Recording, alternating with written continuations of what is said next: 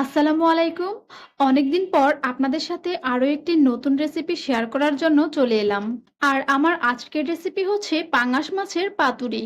অনেকেই হয়তো পাঙ্গাস মাছ খান না বা পছন্দ করেন না, তবে এটি হলফ করে বলতে পারি, আমার এই রেসিপিটি একবার ট্রাই করলে সবাই পাঙ্গাস মাছের ফ্যান হয়ে যাবেন। তাহলে চলুন আর কথা না বাড়িয়ে দেখে নেই আমার আজকের রেসিপি। রেসিপিটি তৈরির জন্য এখানে আমি বড় সাইজের 3 পিস পাঙ্গাস মাছ নিয়েছি আর মাছের ওপরের চামড়াটাকে ঘষে খুব ভালোভাবে পরিষ্কার করে নিয়েছি। এবার এখানে একটা স্লাইস লেবু চিপে আর কিছু পরিমাণ লবণ দিয়ে মেখে 30 মিনিটের মতো রেস্টে রেখে দেব, যাতে করে মাছের দুর্গন্ধটা চলে যায়। যারা গন্ধের কারণে এই মাছটি খেতে চান না তারা এই কাজটি অবশ্যই করে নেবেন। আর হাতের কাছে যদি ভিনেগার থাকে তাহলে লেবুর রসের পরিবর্তে ভিনেগারও ইউজ করতে পারেন, সেক্ষেত্রে কাজটি আরো ভালো হবে। মাছগুলোকে রেস্টে রেখে দিয়ে এখন চুলায় একটি প্যান বসিয়ে কিছু পরিমাণ সরিষার তেল দিয়ে দিয়েছি। এবার এখানে প্রায় 1.5 চামচের মতো আস্ত জিরে দিয়ে দিলাম আর দিয়ে দিলাম 5-6টার মতো শুকনো মরিচ। এবার এগুলোকে নেড়েচেড়ে কিছুক্ষণ ভেজে নেব। প্রায় 1 মিনিটের মতো নেড়েচেড়ে ভেজে নেওয়ার পর এবার এখানে দিয়ে দিলাম 1 টেবিল চামচ আদা কুচি, প্রায় 1 কাপের মতো পেঁয়াজ কুচি আর 1 মোট রসুন কুয়ো।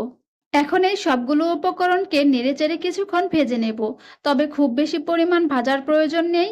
জাস্ট পেঁয়াজ আর রসুনগুলো হালকা একটু নরম হয়ে আসলে এগুলোকে তুলে নেব।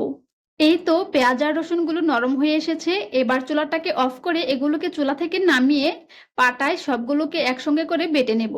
এগুলোকে বাটার জন্য এখন চলে এসেছি। এবার এই শুকনা মরিচের বোটাগুলোকে ছাড়িয়ে নিচ্ছি। এবার এগুলোকে এখন একদম মিহি করে বেটে নেওয়ার পালা। মিহি করে বেটে নেওয়া আমার হয়ে গেছে। এবার এই মশলার মধ্যে আরো কিছু মশলা আমি অ্যাড করে নেব। দিয়ে দিলাম 1/2 চামচ হলুদ গুঁড়ো, 1 চামচ ধনিয়া গুঁড়ো, 1.5 চামচ শুকনো মরিচ গুঁড়ো আর স্বাদ মতো কিছুটা লবণ। এবার বাটা মশলাগুলোর সাথে শুকনো মশলাগুলো খুব ভালোভাবে মিশিয়ে নেব। তবে যারা ঝালটা কম খান তারা চাইলে শুকনো মরিচের গুঁড়োটা স্কিপ করতে পারেন। আমি যেহেতু ঝাল ঝাল খেতে চাচ্ছিলাম তার জন্য শুকনো মরিচ বেটেও দিয়েছি আর শুকনো মরিচ গুঁড়ো ইউজ করেছি। এবার হচ্ছে যেই মাছগুলো রেস্টে রেখে দিয়েছিলাম ওগুলোকে পরিষ্কার পানি দিয়ে কয়েকবার করে ধুয়ে নিলাম। আর আজকের পাতুরি রান্নার জন্য আমি এখানে বেশ কয়েকটা পুঁইশাকের বড় সাইজের পাতা নিয়েছি। তো প্রথমেই পুঁইশাকের পাতার উপরে একটি মাছের পিস বসিয়ে দিলাম। এবার বেটে নেওয়া স্পেশাল মশলাটা দিয়ে মাছের গায়ে খুব ভালোভাবে মেখে নিচ্ছি। এক পাশে মশলাটা দেওয়া হয়ে গেলে অপর সাইডটাতেও আমি একইভাবে মশলাটা মেখে নিচ্ছি। মশলাটা দেওয়া হয়ে গেলে এবার ওপর থেকে 2 থেকে 3টা পুঁইশাকের পাতা দিয়ে ঢেকে দিলাম। অর্থাৎ পুঁইশাকের পাতা দিয়ে এবার মাছটাকে মুড়িয়ে নেব। এখন টুথপিক দিয়ে পাতাগুলোকে আটকে এনেছি। চাইলে আপনারা এই কাজটা সুতা দিয়ে বেঁধেও করতে পারেন। আমার কাছে টুথপিক দিয়ে সহজ মনে হয়েছিল, তার জন্য আমি এভাবেই আটকিয়ে নিয়েছি। আর আপনারা কিন্তু পুঁইশাকের পরিবর্তে লাউ শাক দিয়েও সেম প্রসেসে এটি বানিয়ে নিতে পারেন, তাতেও কিন্তু টেস্ট একই থাকবে।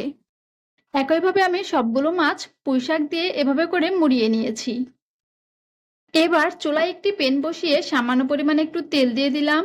এই রেসিপিতে খুব বেশি পরিমাণ তেল লাগবে না, কেননা পাঙ্গাস মাছ থেকেই অনেকটা পরিমাণ তেল বেরিয়ে আসবে। তেলটা একটু গরম হয়ে আসার পর এক এক করে 3 পিস মাছই আমি প্যানে বসিয়ে দিলাম। তারপর বেটে নেওয়া মশলাটা একটু বেশি হয়েছিল, তার জন্য এটি ওপর দিয়ে এভাবে করে দিয়ে দিলাম। এবার ঢাকনা দিয়ে ঢেকে কুক করে নেব প্রায় 7 থেকে 8 মিনিটের মতো। 7 থেকে 8 মিনিট পর ঢাকনা তুলে নিলাম। দেখতেই পাচ্ছেন অনেকটা পরিমাণে তেল বেরিয়ে এসেছে। এবার সামান্য পরিমাণে একটু পানি দিয়ে দিলাম মাছটা সেদ্ধ হওয়ার জন্য। পানিটা টেনে আসলে আবারও ঢাকনা খুলে আমি আরো একটু পানি দিয়ে দিলাম। অনেকে আবার এই রান্নায় পানি ইউজ করে না, তবে আমার কাছে মনে হয়েছিল পানি না দিলে মাছটা ভালোভাবে সেদ্ধ হবে না আর খেতেও ভালো লাগবে না। তো পানি দেওয়ার পর আরো 10 মিনিটের মতো ঢাকনা দিয়ে ঢেকে কুক করে নেওয়ার পর এবার পানিটা আবারও টেনে গেছে। আর এখন আমি মাছগুলোকে একটু উল্টিয়ে দিচ্ছি। এখন চুলার আঁচটাকে একদম লোতে করে দিয়ে আরো প্রায় 5 মিনিটের মতো কুক করে নেব। 5 মিনিট পর চুলাটা অফ করে দিলাম। এখন আমাদের রান্নাটা একদম কমপ্লিট। ঝটপট তৈরি হয়ে গেল খুবই মজার পাঙাশ মাছের পাতুরি। চাইলে কিন্তু অন্য যে কোনো মাছ দিয়ে এই পাতুরিটি সেম প্রসেসেই বানিয়ে নিতে পারবেন, তবে পাঙাশ মাছ দিয়ে এটি বেস্ট হয়। আমার বাসায় তো সবাই এই রেসিপিটি খেয়ে প্রশংসায় একদম পঞ্চমুখ যাকে বলে। আর আমি তো এই পাতুরি হলে পুরো 1 প্লেট ভাত অনায়াসে খেয়ে নিতে পারি। যারা পাঙ্গাস মাছ পছন্দ করেন না তারা যদি একবার এটি ট্রাই করেন পাঙ্গাস মাছের ফ্যান হয়ে যাবেন। আমি একটা করে বাইট নিচ্ছি আর মনে হচ্ছে কি যেন এক অমৃত খাচ্ছি। আজকের ভিডিওটি আপনাদের কাছে কেমন লেগেছে অবশ্যই কমেন্টস করে জানাবেন। তাহলে আজকের মতো এখানেই বিদায় নিচ্ছি। আসসালামু আলাইকুম, আল্লাহ হাফেজ।